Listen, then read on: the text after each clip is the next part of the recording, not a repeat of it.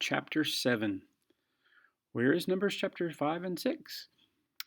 You've read that already. It's part of the law. And so we are going to do a little bit of skipping, not as much as Leviticus. Remember, we only read 3 chapters out of that. The rest you read in the law.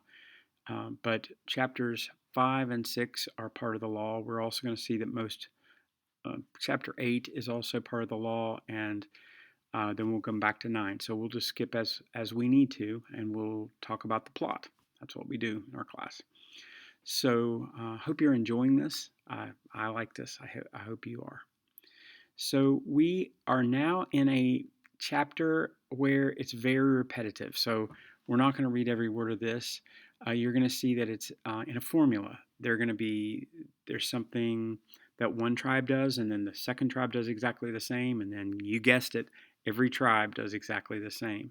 What we're going to see is that the tribes are going to bring an offering because they are about to go out on the march. As soon as we get to chapter 10, the silver trumpets blow and they all start moving. And they're moving from Sinai, where the law was given, to the promised land. And they're going together. They're going as the people of God towards the promised land. It'll take them a long time to get there. They're going to get there really, really fast and then realize that it's going to take all of their lives to get there. So same with us, if we have faith. So we're going to see here that right before this march, the tribes are each going to give an offering so that the Levites then can take the tabernacle. So this is the last part of their offering. The tabernacle is completely finished, but now it needs some trucks, and so they're going to build some trucks. So here's 7. Came to pass on the day that Moses had fully set up the tabernacle and anointed it, sanctified it, all the instruments thereof, and the altar and the vessels thereof, and had anointed and sanctified them, that the princes of Israel, the heads of the house of their father, who were the princes of the tribes, and were over that were numbered, offered, and brought their offering to the Lord, 6 covered wagons, 12 oxen, a wagon for 2 of the princes, and each one an ox, and they brought them before the tabernacle. The Lord spake to Moses, saying, Take it of them, that they might be to do service of the tabernacle of the congregation, and thou shalt give them unto the Levites, and to every man according to his service. And Moses took the wagons and the oxen, and gave them to the Levites. 2 wagons and 4 oxen he gave to the sons of Gershon, according to their service.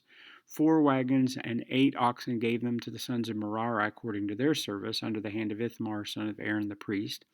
But unto the sons of Kohath he gave none, because the service of the sanctuary belonging to them was that they should bear upon their shoulders. So remember, Kohath, the first son of Levi, that family's job was to carry all the furnishings of the tabernacle with poles. And they had to have a person in front, a person in the back, and they carried each one of these implements. It wasn't to be put on a cart. And we'll see that later in the Bible when they do put the ark on a cart, and it doesn't do well. So the princes offered for dedicating the altar on that day that it was anointed. Even the princes offered the offering before the altar. The Lord said to Moses, They shall offer their offering, each prince on his day, for the dedicating of the altar. And when he offered his offering, the first day was Nashon the son of Amminadab of the tribe of Judah. So now we're going to go through each of the tribes. It's going to be a 12-day festival, I suppose, and each one is going to bring their ceremonial gift, and it's like Judah's day and then Issachar's day, and they're all going to have their turn, and you're going to see that their offerings are identical. So we'll read the first one, and then we'll kind of see that the rest are the same. So first of all, we've got Judah. Judah is always in the front of the parade. Okay, and he offered 1 silver charger, that's a plate. The weight thereof was 130 shekels, 1 silver bowl of 70 shekels after the shekel of the sanctuary. So a shekel was a coin, but it was also a weight. So think of it as a gram or a pound or something like that. Both of them were full of fine flour mingled with oil and for the meat offering. So they brought a gold and a silver vessel plus flour, and the flour was what King James called it the meat offering. It was really a grain offering, and they offered flour and would burn it. I don't know if you like the smell of toast, but it's just the most wonderful smell. and it's part of God's sacrifices, this flour. And remember, they had to grind their own flour. They couldn't go somewhere and get it, so they had to grind it, and this had to be fine ground and with oil for a meat offering. 1 spoon of 10 shekels of gold full of incense. So we have a golden spoon with proper incense in it. And now the sacrifice offerings. 1 young bullock, 1 ram, 1 lamb of the first year for a burnt offering, 1 kid of the goats for a sin offering, and for a sacrifice of peace offering, 2 oxen, 5 rams, 5 goats, 5 lambs of the first year. This was the offering of Nashon, the son of Amminadab. Notice this, that there you've got some offering animals for offering, and then the kid of the goats for a sin offering. So there's going to be a sin offering, remember, and you had to burn that outside of the camp. Then look at this. All of these are peace offerings. So 2 oxen, 5 rams, 5 goats, 5 lambs. These, remember, are the I love you, God offerings where they get to eat. It's essentially a feast, a festival. And so this is their family's day. They offer the sacrifice. The sacrifice is given. Then they give a part of that sacrifice to be burned, a part to the priests, and then their family, has a picnic with the rest. And so it's a festival day. All right, so starting at 18, you're going to see that all of this is repeated and repeated and repeated. So we don't need to read all of it, but I just want to say the next one is going to be Issachar. Okay, they're second. And we're going to see all of this is identical.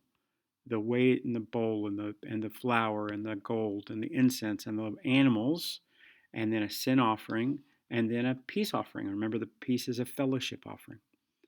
And then we have Zebulun. Each of these men are heads of these families. He offered exactly the same. Okay, on the fourth day, we have Reuben. He offered the same. All of this is the same. Fifth day, we have Simeon, and his offering was identical. So I think they probably got together and decided what they're doing. It was discussed that this was part of the celebration. They're celebrating, and then they're going to leave. They're going to go towards the promised land. Okay.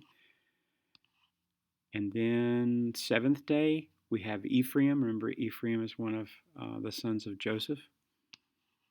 And this is all the same. And then we have Manasseh. That's the other son of Joseph. All of these are identical. Then we have the tribe of Dan and his offering. On the 12th day, the son of Naphtali. Okay, so his offering. So they're all the same. Okay. Now, starting in 84. This was the dedication of the altar and the day in which it was anointed by the princes of Israel. 12 chargers of silver, 12 silver bowls, 12 spoons of gold, each charger weighing 130 shekels, each bowl 70. All the silver vessels weighed 2,400 shekels after the shekel of the sanctuary. The golden spoons were 12, full of incense, weighing 10 shekels apiece after the gold of the sanctuary, and all the gold was 120 shekels.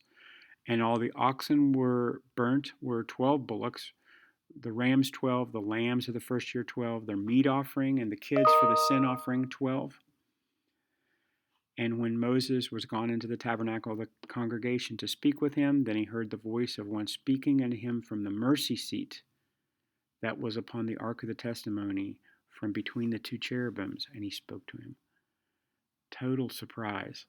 Like in this chapter, you could almost be a zombie and just read, and you're like, okay, yeah, that's the same one. Then all of a sudden, it gives you a summary. These are what they offered. They offered this. They offered this. And remember, the tabernacle of congregation is not the worship tabernacle. The tabernacle of congregation was called the tent of meeting, and it was a place to the edge of the camp that Moses would go and God would visit. The cloud would descend on that. And remember, everyone came to their door of their tent, and Moses walked down the street. And Moses headed up to to that special tent, but it wasn't the one in the center. It was the one to the side, and God spoke. And then um, this is amazing. He heard, so the tent of the congregation, he heard the voice of one speaking from off the mercy seat, which was in the tabernacle. And he could hear God speaking and knew that God was speaking from there. And he spoke to him. So real surprise. This verse 89 just kind of hit me out of the sky when I read it the first time. All right, that's all for today. Please take good notes and submit your notes. You're doing a great job. I hope you are doing well and you're safe. I'm praying for you. Don't drive your family crazy, please. Okay. All right. I'll talk to you later.